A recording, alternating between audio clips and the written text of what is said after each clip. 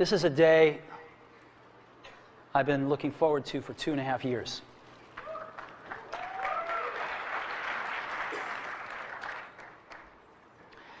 Every once in a while, a revolutionary product comes along that changes everything.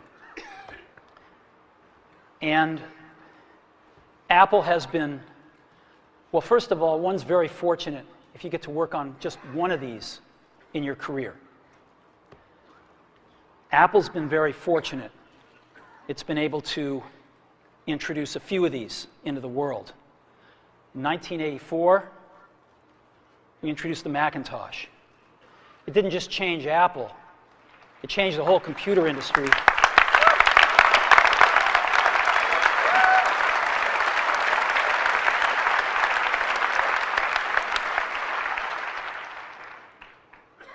In 2001, we introduced the first iPod. And it didn't just change the way we all listen to music. It changed the entire music industry. Well, today, we're introducing 3 revolutionary products of this class. The first one is a widescreen iPod with touch controls.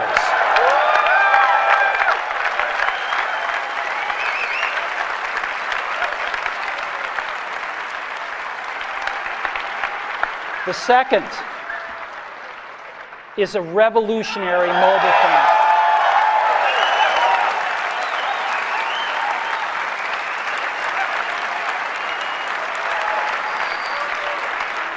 And the third is a breakthrough internet communications device.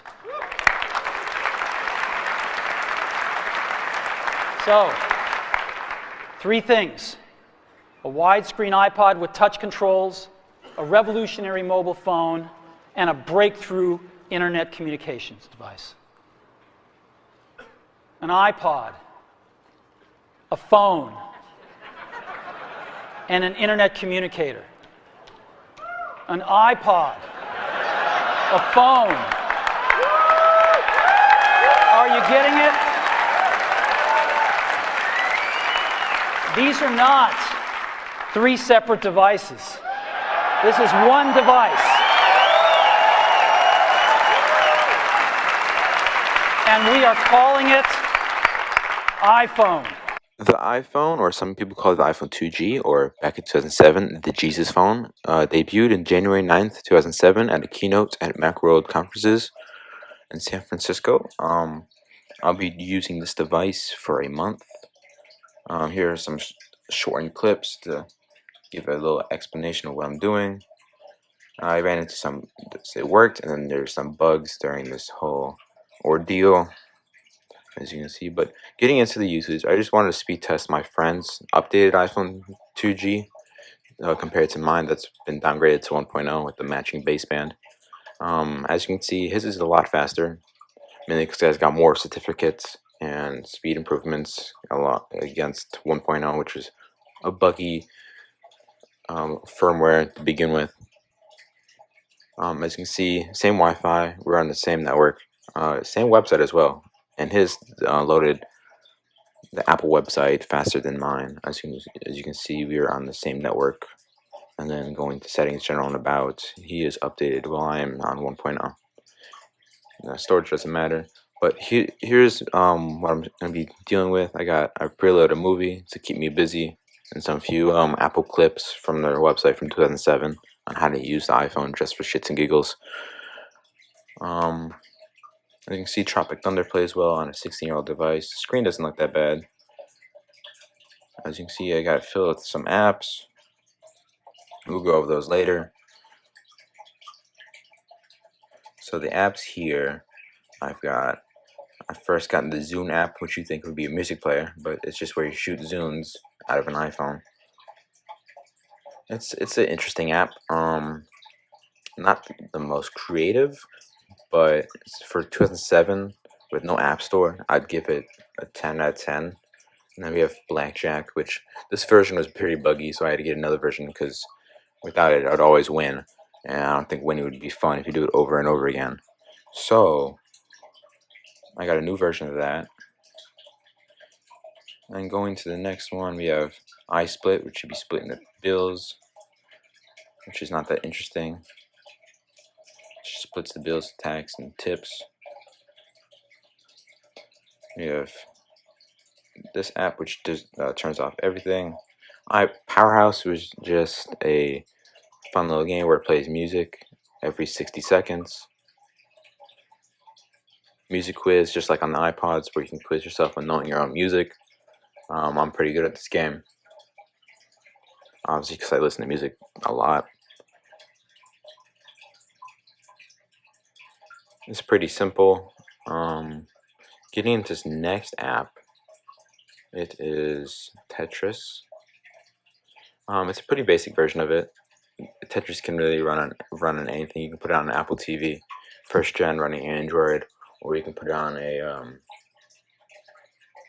a printer. It runs on anything. And then we have some of these. This app makes you change the layout of your lock screen. You can change where the apps are at. This one is just a launcher, just to get a list version of the apps you've installed via PXLs. And this is the app SMB preferences that allow you to use wallpapers and the swipe. This always bugs out. If you take your SIM card out, it bugs out. If you do something wrong, it bugs out. We have a to-do list, something that was missing in 1.0, in my opinion. And then here is the videos I've loaded up and music via my PowerBook G4 on 7.5, just to show that I have been using it and videos and movies do work. And then here's some me scrolling through music on a walk home from work. I switched from using my Beats to the Apple headphones from the iPhone 3G, which don't sound that bad. They're actually pretty good.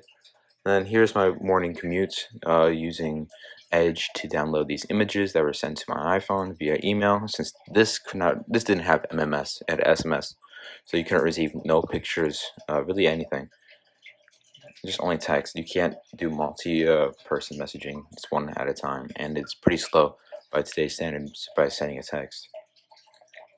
Now this is shows I am connected to a network. It is 1.0 and it is 4 gigs. I don't know why this clip is this long.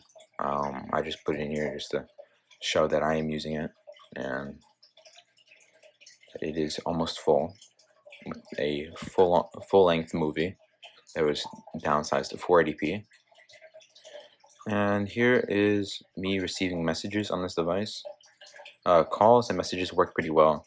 The next device I'm going to be test running for a month is the iPhone 3G on 2.2.1, I believe, just to unlock it with Yellow Snow. And this is just a clip of me showing the case I've actually found off of eBay, and the Steve Jobs movie playing in the background, of course.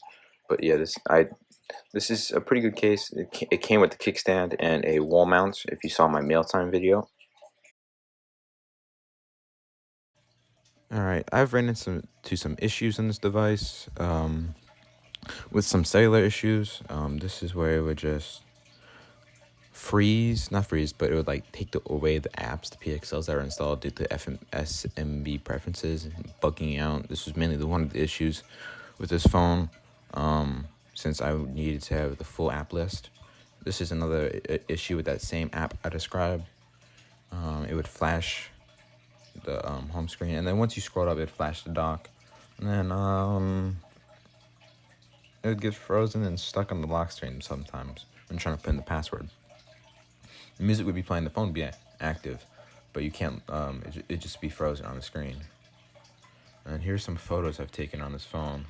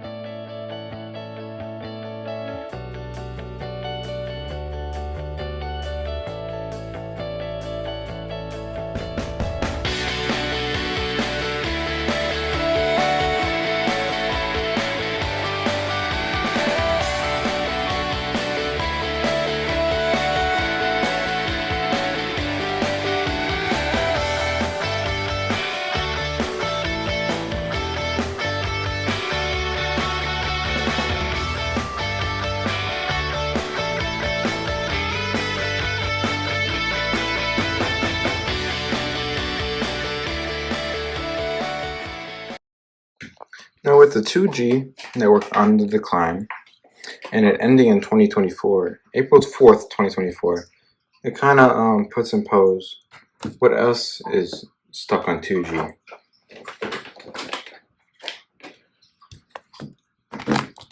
What else could be used on 2G until the time is right, till it ends?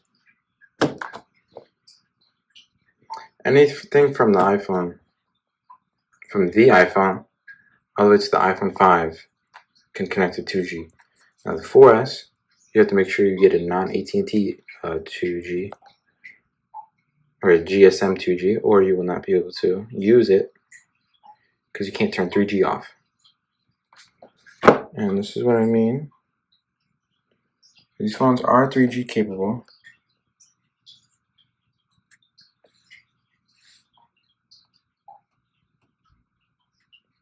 And this one shows, no, this one shows it. These are 3Gs.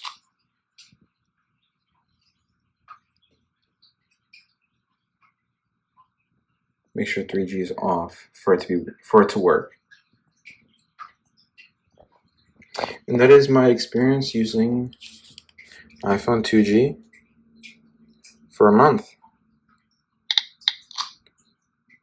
Now I'm actually going to use one of these devices for a month. 2.0, 4.1, 6.1.3, actually no, 6.1.4, 4.3.5. I might not use this one because it is not even complete yet. Need to get another 4S to try. Might get a white one. But yeah, just let me know which phone you'd like to see, and thank you guys for watching. Comment, like, subscribe, and see you guys in the next one. Peace.